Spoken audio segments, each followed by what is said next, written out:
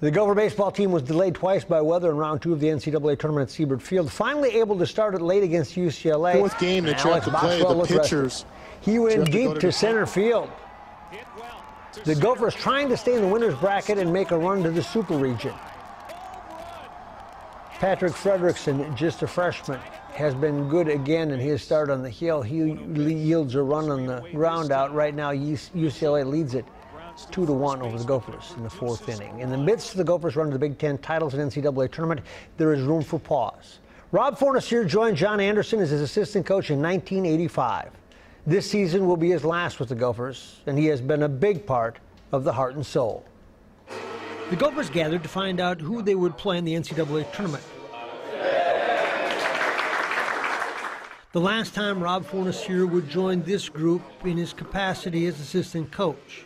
A just reward for being part of a team that won the Big Ten title. It's really been an incredible season to win the Big Ten regular season, the tournament championship, and be able to host a regional right here in Minneapolis is really something that I guess at the start of the year wouldn't necessarily anticipate. Yes, he came here to join John Anderson 33 years ago, which means we're the oldest pair to be together in the NCAA baseball currently that's active, and me 37 and him 33. You don't see that very often, and so the loyalty that he showed by staying in this program for that long. What he's done is form a partnership with Anderson.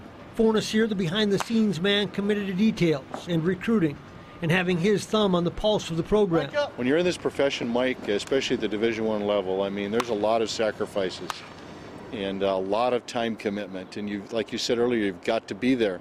You've got to be at all these events. And if you're not, somebody else is. They've won so often because they find players.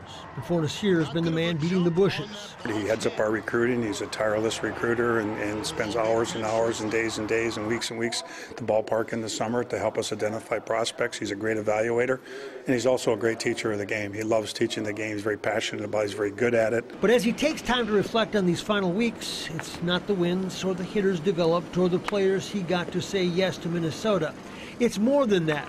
It's about life. The greatest reward in coaching is the relationships that you develop with the players and their families. It was so cool down in Omaha last weekend to see all the families connect. Grandparents and uncles and aunts and mothers and dads and sisters and brothers all converging on Omaha to watch their sons or their brothers. And it's watching young men grow into men, to understand the concepts of the game, to become someone ready to take on the world. I'm not sure anybody will know until he's gone just how much he meant to this program and just how much he's done for this program. I know personally for me, I mean, he's a big reason why I'm here. I mean, he was the guy who recruited me and who got me here, so I have a lot to thank him for. His favorite memory, that's easy, coaching his son Matt during a standout career.